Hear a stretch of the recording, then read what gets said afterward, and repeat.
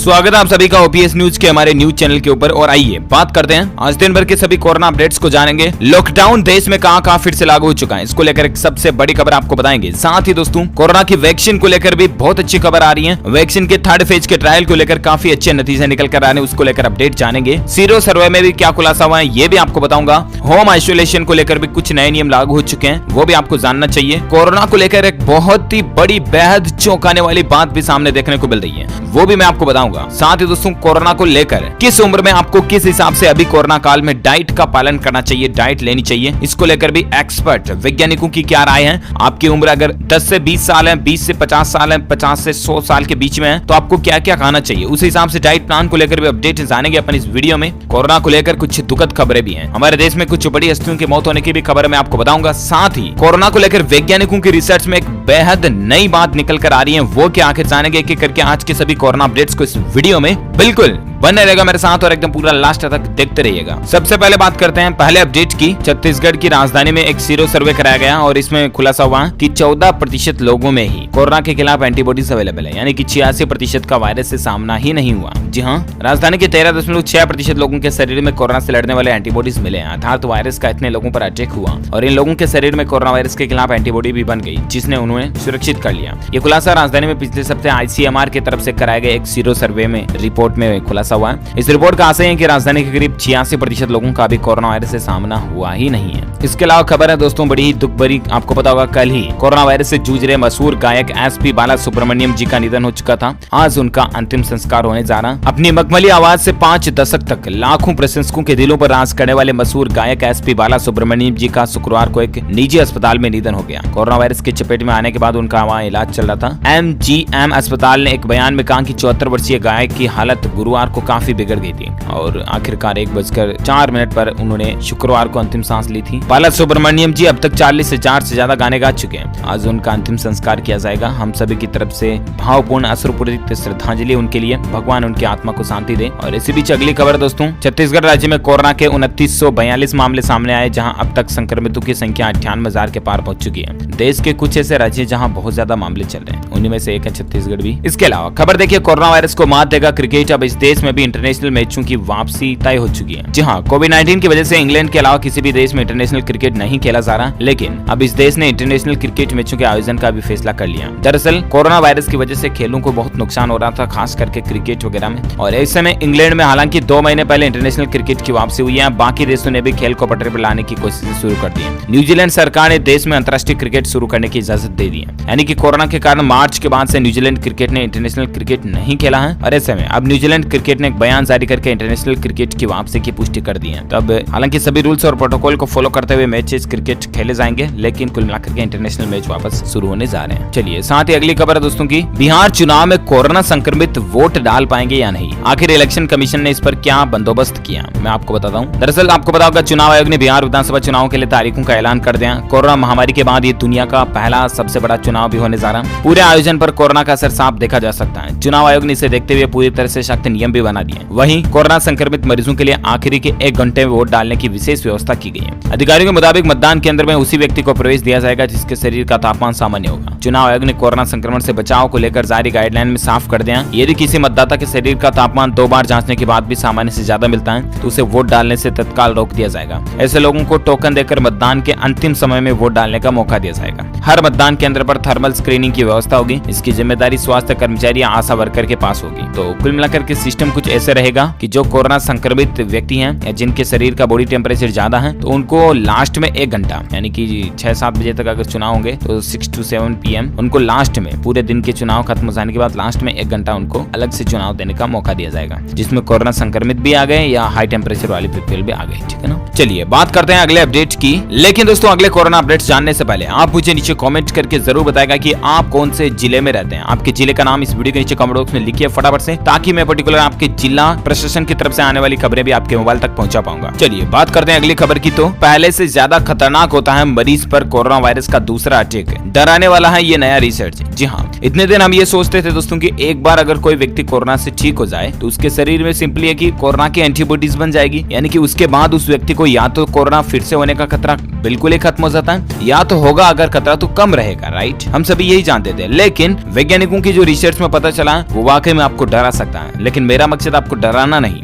Actual जो scientific research निकल कर आ रही है वही आपको बताना है। दरअसल दुनिया भर में दोबारा कोरोना संक्रमण को लेकर बहस छिड़ी हुई है और ये कहा जा रहा है कि ऐसे मामले दुर्लभ होते हैं। अभी तक रिपोर्ट भी ये बता रही थी कि दोबारा संक्रमण कम खतरनाक है, लेकिन देश में हुए पहले अध्ययन में यह दावा किया गया कि दोबारा संक्रमण पहले से भी ज्यादा खतरनाक और घातक हो सकता है। जी हाँ, ये स्टडी पूरी दुनिया की पहली स्टडी है जो कि 2 बिना लक्षणों वाले स्वास्थ्य कार्यकर्ताओं पर की गई है, जिन्हें कुछ ही महीनों के भीतर दोबारा कोरोना संक्रमण हुआ था। दोनों व्यक्तियों में दोनों बार कोई लक्षण नहीं दिखे। इस अध्ययन में बाकायदा इनमें पाए गए कोरोना वायरस की जेनेटिक संरचना का भी स्टडी किया गया। नतीजे और भी चौंकाने वाले हैं। ये देख सकते हैं आप, medical journal clinical infectious disease में प्रकाशित शोध के मुताबिक नोएडा के एक अस्पताल में 25 साल के पुरुष तथा 28 वर्ष की महिला स्वास्थ्य कार्यकर्ताओं के ऊपर ये स्टडी की गई और कुल मिलाकर के कंक्लूजन नतीजा जो निकला ना स्टडी का वो ये है कि दोबारा कोरोना संक्रमण भी बहुत ज्यादा खतरनाक है, यहाँ तक कि पहले से भी ज्यादा। इसीलिए इस स्टडी से हमें ये सीखना है कि अगर आपके आसपास दोस्त मित्र कोई परिवार वालों में कोई कोरोना संक्रमित है तो वो ठीक हो चुका तो बहुत अच्छी बात है, कांग्रेचुलेशन। लेकिन ऐसा ना समझे कि वो एक बार ओके ठीक हो चुका मतलब उसको कोई टेंशन ही नहीं, नो डाउट अब वो बिल्कुल खुला घूमे, ऐसा नहीं, लापरवाही कभी नहीं करनी है। ठीक हो चुका तो उसका और ज्यादा ध्यान रखिए। आप उनको बोलिए कि मास्क लगाएं, सोशल डिस्टेंसिंग बनाए रखें, सैनिटाइजर को यूज करें वगैरह वगैरह, ठीक है ना। चलिए अगली खबर है दोस्तों, भारत में कोरोना आंकड़ों की अगर बात करें ना तो पिछले 24 घंटों के दौरान भारत में 85,000 से भी ज्यादा नए संक्रमित केस देखे गए और उसके बाद अभी कुल संक्रमितों की संख्या 59,03,000 से भी ज्यादा हो चुकी है, जिसमें से 9,60,000 एक्टिव केस यानी कि सक्रिय हैं जिनका इलाज चल रहा है, जबकि 48,49,000 से भी ज्यादा लोग ठीक हो चुके हैं। इस वायरस के चलते भारत में मरने वालों की कुल संख्या का आंकड़ा 93,379 से भी ज्यादा पहुंच चुका। तो ये तो रहा भारत का पिछले 24 घंटों का ताजा अपडेटेड डेटा, राइट। लेकिन अब इसी बीच देखिए खबर बहुत ही चौंका देने वाला अपडेट है कि WHO बोला दुखद है लेकिन भारी आशंका के कोरोना से 20 लाख लोग मरेंगे। जी हाँ, WHO का कहना दोस्तों कि अगर यही स्थितियां बनी रही और जल्द वैक्सीन नहीं आई तो मौत का आंकड़ा 20 लाख तक पहुंच सकता है। विश्व स्वास्थ्य संगठन ने कहा कि एक सफल वैक्सीन मिलने और व्यापक स्तर पर लोगों को वैक्सीन दिए जाने से पहले कोरोना से होने वाली मौतों का आंकड़ा 20 लाख को क्रॉस कर सकता है। WHO ने यह भी कहा कि अगर महामारी को रोकने के लिए संगठित होकर कदम नहीं उठाए गए तो आंकड़ा और भी ज्यादा हो सकता है। आपको बता दें अब तक दुनिया भर में कोरोना संक्रमण के कुल मामले 3,27,00,000 से भी ज्यादा हो चुके हैं, जबकि इस वायरस के चलते पूरी दुनिया में ग्लोबली मरने वालों की संख्या का आंकड़ा 10 लाख के पार पहुंचने में है। तो ये रहा ग्लोबली वर्ल्ड वाइड आंकड़ा। WHO ने और ये कहा दोस्तों की फिर तेजी से बढ़ रहा संक्रमण, इस बार और भी ज्यादा बुरी हालत होगी। WHO की बड़ी चेतावनी निकल कर आ रही है। जी हाँ, शुक्रवार को अमेरिका में कोरोना वायरस के 7 बिलियन यानी कि 70 लाख मामले पार होने के बाद विश्व स्वास्थ्य संगठन ने चिंता व्यक्त की है। WHO ने चेतावनी दी है कि कोरोना वायरस का संक्रमण फिर बढ़ रहा है। यदि संक्रमण को रोकने के उपायों में तेजी नहीं लाई गई तो कोरोना वायरस के कारण वैश्विक मृत्यु दर दोगुनी हो सकती है, 20 लाख लोगों की मौत हो सकती है। WHO के आपात निदेशक माइकल रयान ने ये बात कही है, क्योंकि ऑलरेडी 10 लाख लोगों की मौत हो चुकी है। ये भी आंकड़ा छोटा मोटा नहीं, ये भी एक भयानक संख्या है और ये आंकड़ा जस्ट डबल हो सकता है, दुगुना हो सकता है अगर हमने सावधानी नहीं बरती तो, है ना। इसीलिए be careful and be safe. चलिए अगले अपडेट आ रहा, ऑक्सफोर्ड टीके का मुंबई में ट्रायल शुरू हो चुका है। जॉनसन एंड जॉनसन की कोरोना वैक्सीन ने एक बहुत ही अच्छी गुड न्यूज दी है।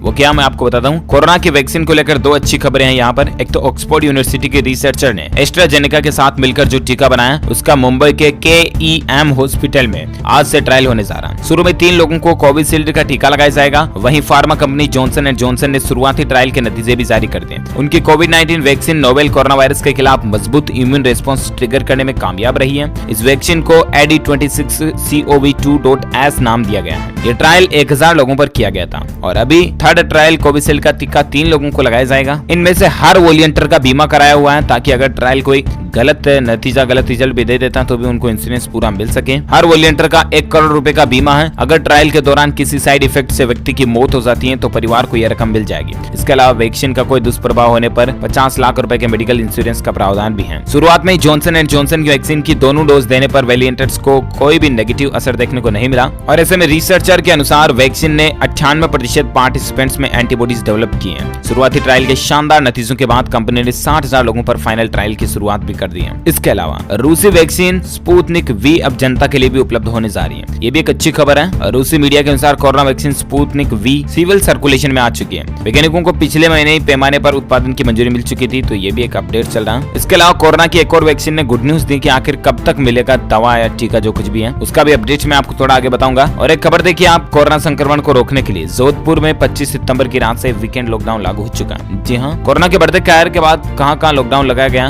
और क्या खुला रहेगा, क्या बंद रहेगा, मैं आपको बता दूं कि जोधपुर, जो कि राजस्थान राज्य में आता है, इसके जिला प्रशासन ने शनिवार रविवार को लॉकडाउन लगाने की घोषणा कर दी है। तो कुल मिलाकर के जोधपुर में यहाँ पर फिर से लॉकडाउन लागू हो चुका है। अब प्रशासन की तरफ से और क्या अपडेट आता है मैं आपको बता दूंगा। आदेश जारी करके कहा गया दोस्तों कि जोधपुर के आसपास स्थित 20 गाँव में भी लॉकडाउन को बढ़ाया जाएगा। एक जिला प्रशासनिक अधिकारी ने कहा कि लोग कोविड-19 दिशा निर्देशों का पालन नहीं कर रहे थे, जिसके कारण मामले बढ़ चुके हैं। लोगों को मास्क पहनना और सोशल दूरी बनाए रखना नहीं भूलना चाहिए जब तक कि कोरोना वायरस के खिलाफ प्रॉपर टीका विकसित नहीं हो जाता। इसके अलावा खबर देखिए, आगरा को एक और बड़ा झटका लगा। प्रमुख स्त्री रोग विशेषज्ञ की भी कोरोना वायरस के चलते मौत हो चुकी है। ताज नगरी आगरा में कोरोना वायरस संक्रमण के बेशक बीते 2 दिन में कुछ कम केस जरूर हुए हैं, लेकिन हालात अभी भी अस्पतालों में बहुत ज्यादा गंभीर चल रहे हैं। कोरोना सेक्टर में एक और कोविड अस्पताल बनाए जाने के बाद भी मरीजों को भर्ती होने में दिक्कत का सामना करना पड़ रहा है। और शहर के प्रमुख स्त्री रोग विशेषज्ञ डॉक्टर दिव्या प्रकाश का निधन शुक्रवार को देर रात उपचार के दौरान राजधानी दिल्ली में हो गया। ये वाकई में दुख की बात है दोस्तों, जब कोई कोरोना वॉरियर्स ही इसी वायरस के चलते चला जाता है तो किसी शहीद से कम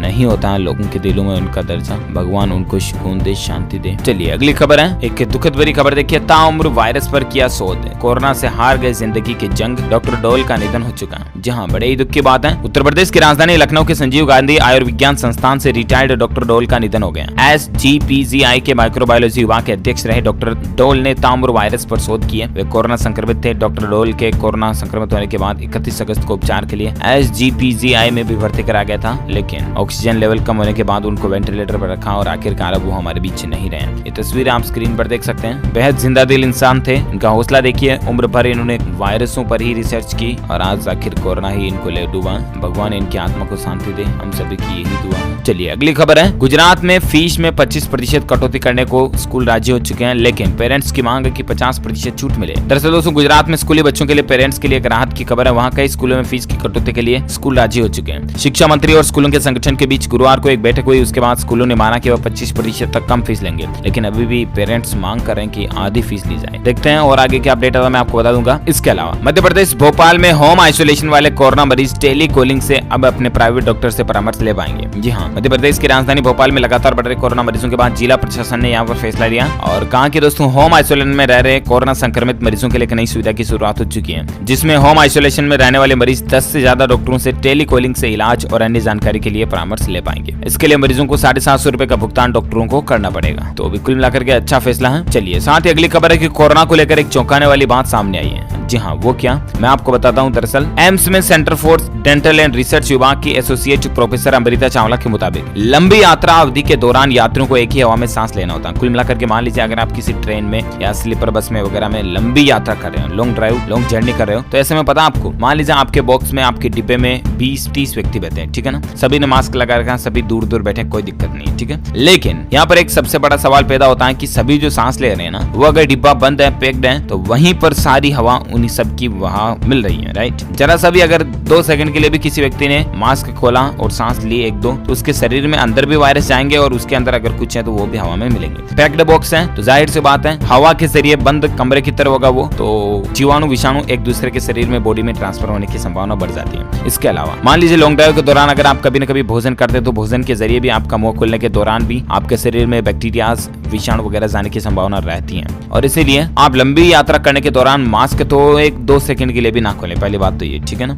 इसके अलावा आपके बॉक्स में डिब्बे में आसपास कहीं खिड़की वगैरह है तो खिड़की वगैरह खुली रखें ताकि शुद्ध हवा क्रॉस होती रहे, इससे कि वहां पर उस डिब्बे में गंदी हवा नहीं इकट्ठी हो और वायरसों का अड्डा ना बने वो, है ना। तो ये कुछ बातों का ध्यान रखें अगर आप लॉन्ग ड्राइव करते हैं तो उस दौरान। चलिए साथ ही अगली खबर देख सकते हैं, कोरोना काल में उम्र के हिसाब से आखिर आपका डाइट प्लान कैसा होना चाहिए, एक्सपर्ट की राय इस पर क्या। तो सेहत के कुछ मंत्र प्रधानमंत्री नरेंद्र मोदी जी ने भी दिए थे, मैंने आपको बताया भी था। इसके अलावा खबर है दोस्तों की शाकाहारी किशोर बादाम, अखरोट और अलसे के बीज खाएं आप। फल व सब्जी से इम्यूनिटी बढ़ती है, वजन कम रहता है। दिन में 4 बार खाएं, भूख लगने पर हेल्थी फूड अच्छा लगेगा। पैकेज्ड फूड में केमिकल्स होते हैं जिनसे कि न्यूट्रिशन खत्म हो जाता है, तो आप पैकेज्ड फूड कम यूज करें। ज्यादा नमक हाई ब्लड प्रेशर, हार्ट और किडनी की बीमारियां देता है, इसलिए नमक कम ही खाएं। फिश में ओमेगा 3 फैट है जो कि दिमाग के विकास में फायदेमंद होता है। ये तो एक शुद्ध डाइट चार्ट है जो किसी भी उम्र का व्यक्ति ले सकता है। और अगर आपकी उम्र बहुत ही ज्यादा है तो आप ऐसी चीजें खाएं जैसे कि हल्दी का दूध पिए, इम्यूनिटी बढ़ाने वाली चीजें, गिलोय वगैरह का भी सेवन करें। आप च्यवनप्राश को भी काम में ले सकते हैं, ठीक है ना। चलो ठीक है, ये आज दिन भर के कोरोना अपडेट्स को अपन ये खत्म करते हैं। OVS न्यूज चैनल को आप सब्सक्राइब करके बेल आइकॉन जरूर दबाए रखिएगा ताकि आपको हमेशा के रोजाना के ताजा अपडेट्स और मुख्य समाचार तुरंत आपके मोबाइल पर मिलते रहेंगे। इस वीडियो को लाइक करना बिल्कुल भी मत भूलिएगा, ज्यादा से ज्यादा लाइक कीजिए, अपने दोस्तों के साथ फेसबुक और व्हाट्सएप पर भी शेयर कीजिए। और अगर आप हमारे न्यूज चैनल पर पहली बार आए हैं तो सब्सक्राइब करके घंटी तो जरूर दबा देना। आप मुझे कमेंट में बताइएगा कि आप कौन से जिले में रहते हैं, आपके जिले का नाम इस वीडियो के नीचे कमेंट में बताइए ताकि पर्टिकुलर में आपके जिला प्रशासन की तरफ से क्या अपडेट आते हैं वो भी आपके मोबाइल तक पहुंचा पाऊंगा। Thank you, take care, goodbye, जय हिंद, जय